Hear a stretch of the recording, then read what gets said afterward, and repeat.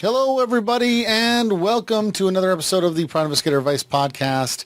This is going to be episode 69, and in this episode, we're going to be talking about private investigator weapons. All right? Let's get into it.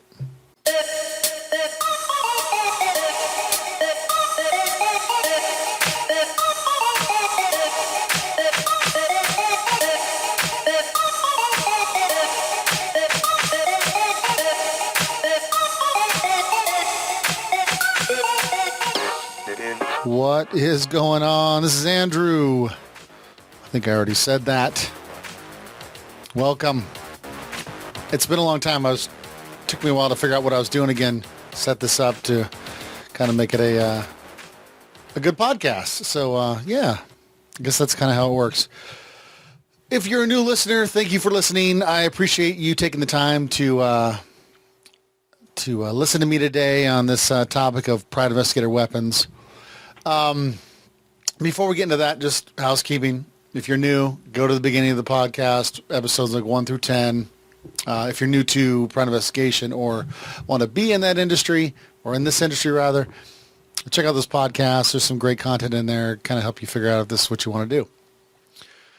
Okay, so, wow. Well, I wrote about this in, I don't know, one of my blogs in the past month or so, but I wrote about the fact that I get this little review every year of like the blog, like how did you do? What was your most popular post? And, how much did you post?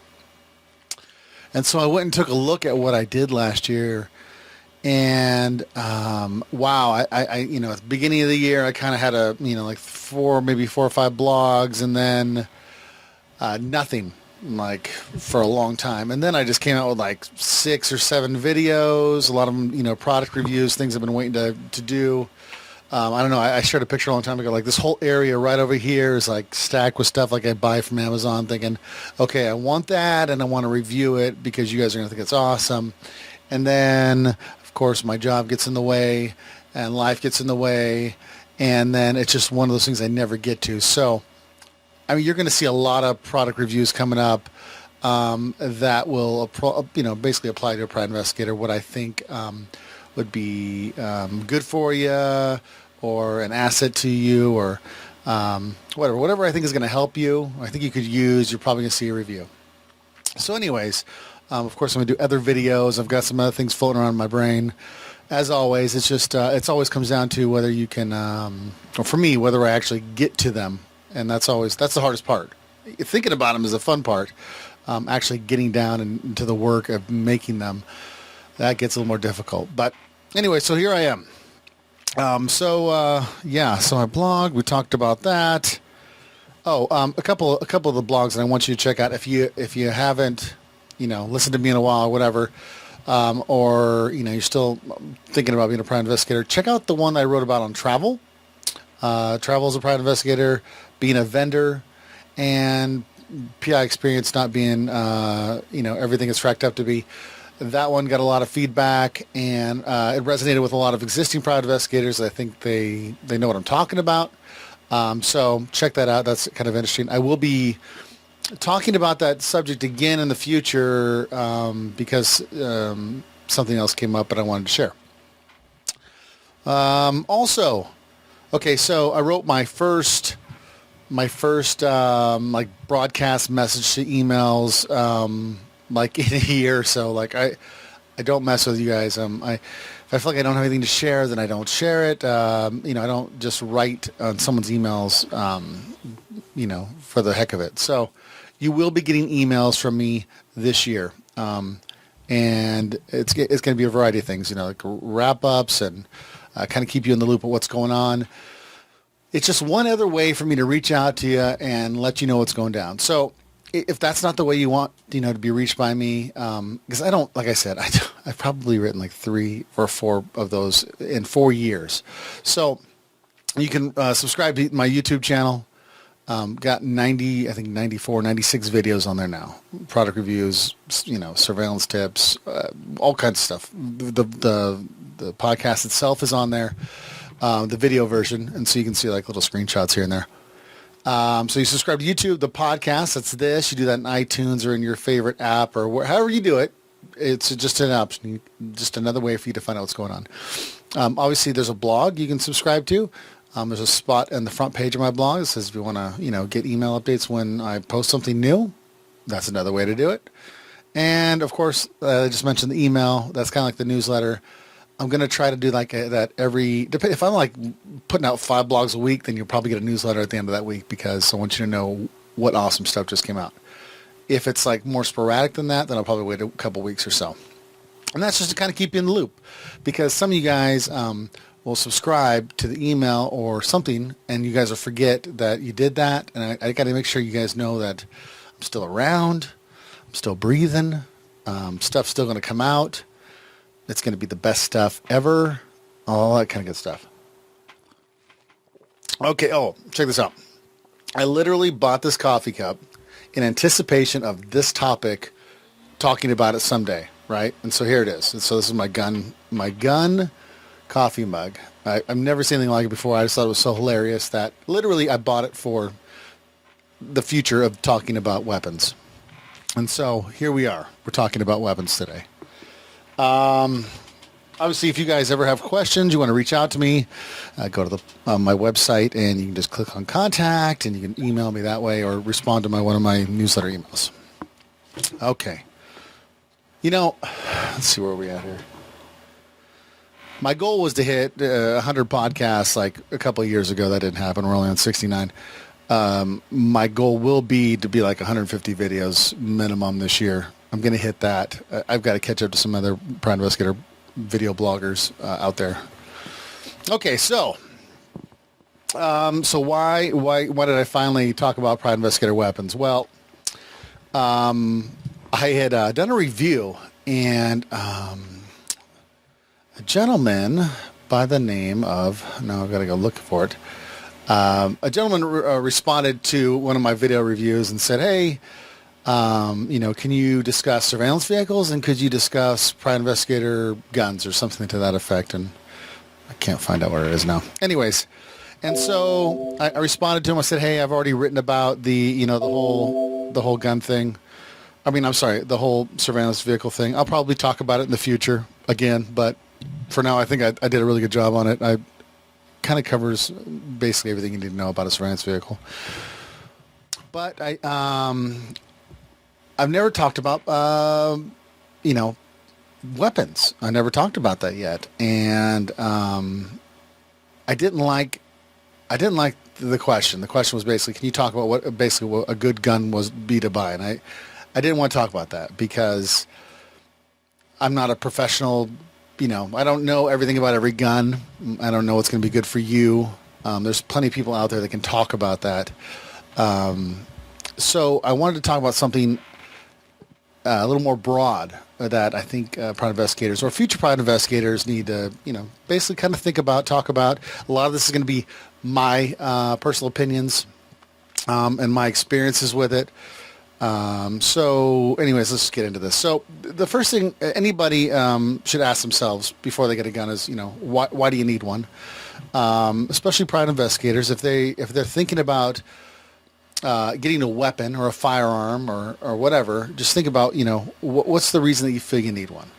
If you're a private investigator or soon to be private investigator that's just going to be on the computer all day and you're going to be in an office, probably not a big reason for you to need a weapon.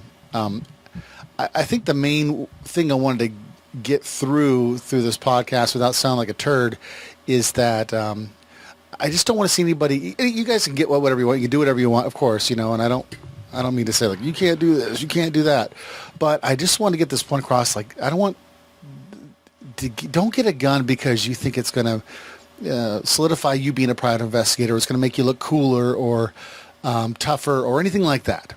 That's not the reason I would suggest getting a weapon of any kind. It's just the wrong way to go. It's just the wrong mentality, in my opinion, for a private investigator to have. It's not a status thing. It's not like, hey, look at this, and I'm a private investigator. Mm-hmm. It's not about that. So, anyways, we'll move on from that. That's kind of like my personal feeling on that. So, what private investigators typically carry a handgun? Since that was his question, I'm going to go down that way. We're going to talk about some other stuff here in a second, but like for me, I'll use myself as an example. Like, I do insurance work, and over the past 11 years in doing surveillance, I can count maybe just a handful of times where I probably would have needed a handgun at some point. It would have been nice to have had one because things got that hairy, right? I got worried about it that bad. With that being said, I think if I had a handgun, something worse probably would have happened than the incident that happened. You know what I mean? Like, it would have escalated to something stupid, if that makes any sense without me telling you too much about it. And maybe one of those stories I'll tell you in the future, but for now, that's where I'll just leave it. So with that, and so in the state of Washington, there's private investigators, and there's private investigators that are armed, and that's a separate licensing thing. And I think you have to go to some training little course to get that, and a lot of private investigators do. Now, for me, I always kind of have the mentality of I'm not even going to waste the money on that for me, because the type of work that I do right now isn't, for me in my mind, doesn't really require you to have that. Furthermore, the type of work I do, I do a lot of insurance work. The companies that I do work for don't, I mean, that's what, you sign contracts with some of these companies, you can't have a weapon, almost a weapon of any kind. I might carry a pocket knife, but I mean, it went from, a long time ago just being, you are not allowed to carry a gun while working for, these companies, to you can't carry a stun gun, you can't carry a taser, you can't carry a, whatever. No nunchucks, no commas. So, and so with that, and so and over the years, I'm in this better place. Since you just kind of over time, you become better at surveillance to where the incidents that happen are fewer, into where you almost outsmart the bad things that are going to happen. You anticipate so many things bad happening that they don't end up happening. If you get caught, you leave. You don't follow. It's done. You're done. You're not better than, how do I put this? Maybe in the past, early on in my career, I might have gotten like burned, but still tried to hold on and try to see, I could outsmart this guy, and then only bad things would happen, So anyways, I moved on from that. So yeah, that's basically the reason I don't carry. It's not a need for me. Like when you're doing insurance work, like work comp or disability or something like that. Like most of the time, these aren't violent people, and it's just not a lot to be worried about. Generally speaking, anything could happen, of course, but anyways, I feel like I'm just I do things that are safe. So I do know people that do carry. One of my friends who has his own business, and he works in my general area. He got a handgun, and he got licensed to carry it as a private investigator. And though he can't use it during insurance work, he uses it during his domestic cases where he feels that a little sketchy, maybe going into bad areas of Washington. And so he carries at that time. Now, he might not carry on his person, but he'll have one in his car, if that makes any sense. And so that's just kind of what he does. And I totally understand. I mean, he does a variety of things. Like he does, his spectrum is much larger than mine in regards to what he does. And so that's what he does. He feels the need to do it, so he does. Never had to use it. As far as I know, he's never mentioned it to me. Another co-worker, associate, whatever you want to call her, she's a female. Been doing it a very long time, as a private investigator for a very long time. She carries, and she carries because she's a woman. She feels that it's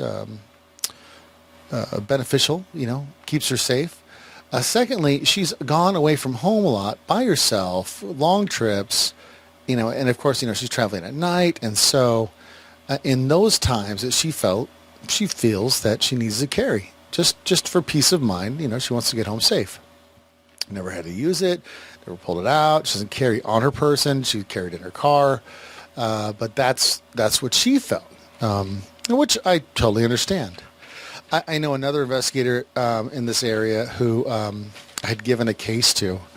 I was just too busy. I couldn't do it, and it was just it was basically a locate. Go find this person for me, a long lost love, or something to that effect. And I gave it to him, and I ended up hearing back from like a couple days later, the investigator. And the investigator had said basically that the guy was a stalker. He had talked to the person he was trying to find, and she said she was trying to not be found by that person, and so he didn't give her information to him. But the guy that had hired him, the client, he was lying to him the whole time, and he's just a big scammer. And and I think even might have threatened him or something. And in the course of the conversation, this other investigator telling me this, he had said, but that's why I don't worry about it, because I carry. So he can come on. If he wants to come and get me, come on, bring it on. That was his mentality. Like, he's, again, probably one of those investigators that have done a variety of things in this industry, and so he's already done. He's been doing it for a long time, so he was ready for something stupid like that to happen if it did. So those are the three, like, kind of. I mean, there's a lot of people out there that carry weapons, but those are the three people that I know that carry guns. Like, those people I know well. Anyways. But that's not the only type of weapon that I've known private investigators to use. I did work with an old coworker a long time ago, and we're sitting there. We're working a kind of a high-profile surveillance together. I was working 12 hours. He's working 12 hours, and then another guy would switch into. And I grew up in the industry with these guys, and we just happened to get put on the same case together, so it was kind of fun. Anyway, so the kicker, which this is another conversation I'll have down the road, was the person that we were watching was violent, and he also knew that he was being watched. And so things were really weird. So it went away from kind of being a surveillance to something else, and I'll have to explain that another time. But anyway, so I'm in the car. I'm talking to this other investigator, and he shows me his stun gun. And it's this flashlight thing, and he explained to me that that's what he carries during surveillance, is to protect himself. And he'd show me how he was going to use it if someone tried to attack him and whatnot. And the other investigator that was also working the file with us, he had one too. It never occurred to me at that time, like, oh yeah, I guess that, that would be kind of like that non-lethal option to protect yourself if something silly was to happen. So, that's one of the routes, I guess. You can kind of look at Amazon, and I have a link in the post that I'm going to associate this with. I have an article. I have some Amazon affiliate links in there. Just if you guys want to buy one off of Amazon, they seem to be reasonably priced. For some reason, I expected them to be more expensive. I remember buying one for my mom like 15 years ago or something, some crazy years ago. I don't remember spending that much money for it. For some reason, I thought they'd be more expensive, but they're not. They're pretty reasonably priced. So that's one of the weapons that I know private investigators use that's non-lethal. Obviously, you can carry a knife. But by the way, before you get a stun gun, make sure, and I'm going to put some links in this post here, make sure you check to see the stun gun laws in your state. Don't do anything illegal. Be safe and do everything legal. That's what I'm always going to tell you. Okay, the other thing is knives. You can look up what your legal length of knife is in your state. I'm going to have a link to that as well in this article that I'm going to write. Obviously, I do carry a knife. It's not a Bowie knife. It's not a samurai sword. It's a knife. I feel like I don't need anything that big if I wanted to use it to protect myself. Definitely another option. Keep a lookout for that. All right, what else we got here? We got tasers. I'll be honest with you. I've never fired a taser. I don't know anybody who owns a taser. My brother's a police officer, and he actually volunteered to be tased. And my brother is a very big man. He's bigger than me, and it took him down. Two other officers had to carry him, hold him up, and he did it just for demonstration purposes. He did it. He thought it was going to be fun. It dropped him like in a second, and I got to see the video. It was pretty funny. And that's another thing. I'm going to put a couple links in there as well. Your stun gun buyer guide, where it's going to be legal, what if it's legal in your state, and if you got to take it in classes or anything like that that's associated with it. I'll put that in there. Let's see here. Pepper spray. That's another one. Definitely, obviously, people use that. Just the general public uses that. I'm sure plenty of private investigators have that somewhere in their car if need be. Maybe even process servers. Who knows? So I'm going to put a link to that in the article as well. It's going to show you, from what I understand, if I remember reading correctly, in every state, pepper spray is legal. There may be purchasing, law, like you have to be 21 years old or something to that effect. So there's different little things in states that you need to look out for and make sure you're on the up and up. Now, I don't know anything. I can't vouch for, it's okay for a private investigator to use X, Y, or Z. That's stuff you got to look into. I didn't check all 50 states, I'll be honest with you. And I don't know that there's going to be anything, I doubt it. There's going to be anything that specific to private investigators. So, we've talked about, pepper spray, tasers, stun guns, knives, guns. You get miscellaneous weapons, like, even just a bat or a stick in your car, can, maybe help you out in a bad situation. I always, I don't have my monopod in here. I always figured I would use that as a weapon if need be. And I mean, there's people that have confronted me and got in my face, and I always kind of had I've always had my monopod anyway, because that's where my camera's on. But I always just imagined that would be the way that if I had to fight off somebody, I would definitely be using that.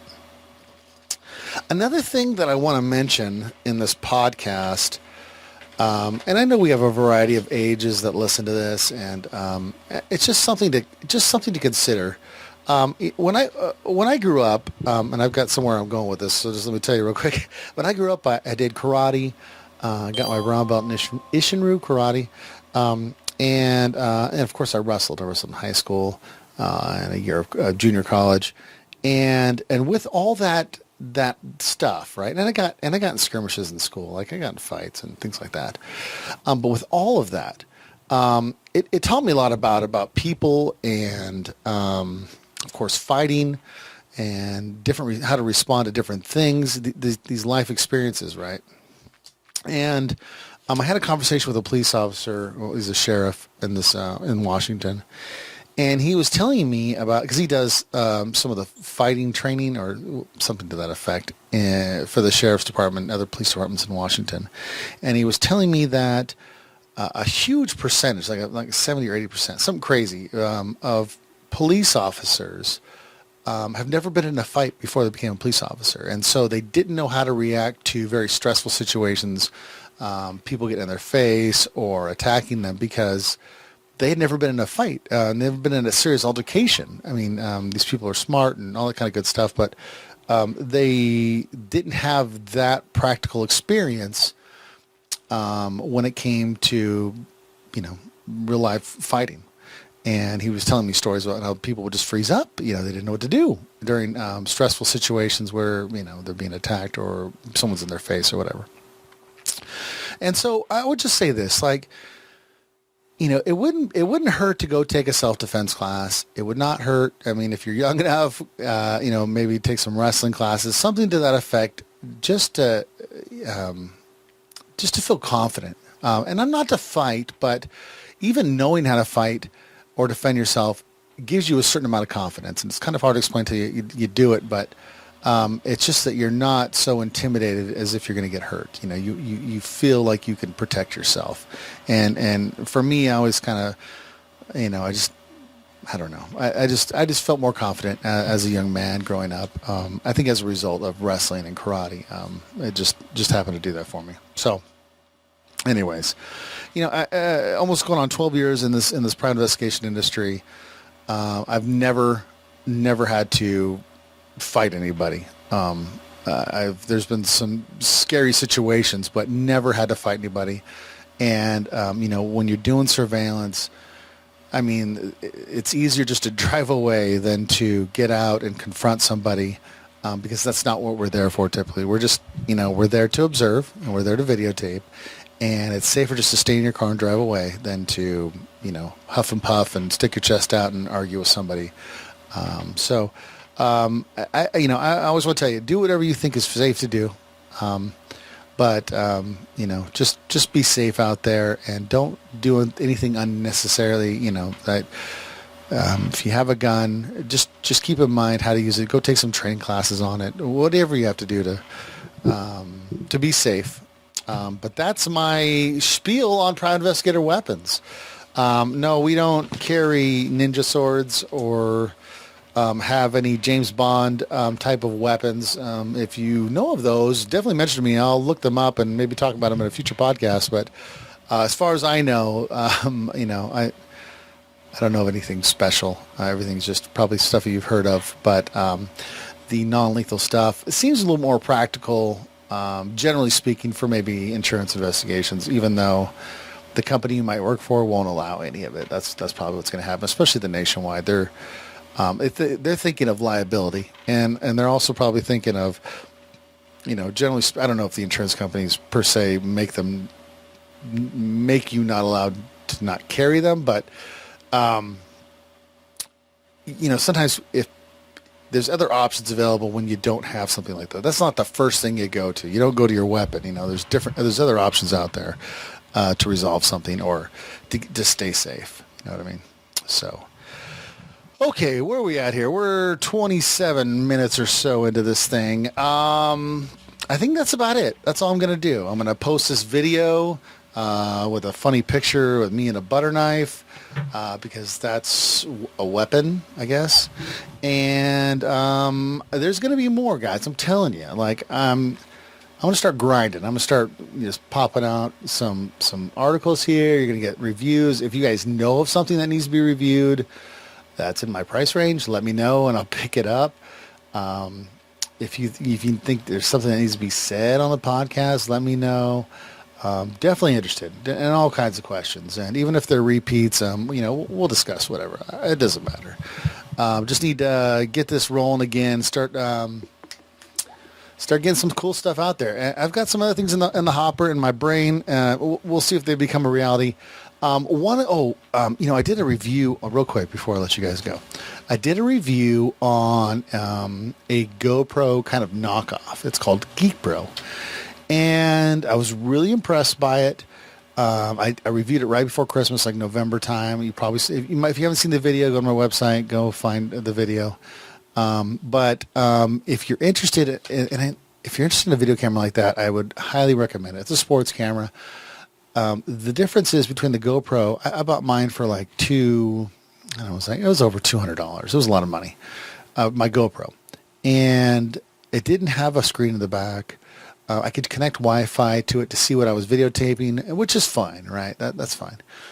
But this Gopro, it's basically the same exact size, looks, everything. And it has a screen in the back, and the video quality's pretty close. It's not entirely GoPro quality, but it's good enough. And the kicker is it's selling for like $70. And so just look at my review.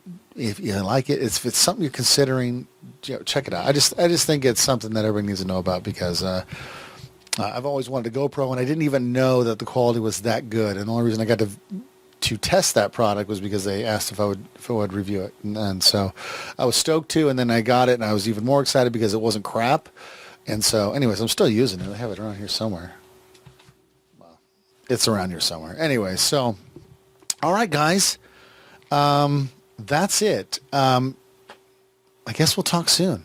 And so you guys take care. Message me if you guys want to discuss something, if you got some idea for the podcast or the blog or whatever, and we'll do it. And until then, you're going to start seeing things come out on the website, so take a look. I got a lot to say now. Alrighty? Peace.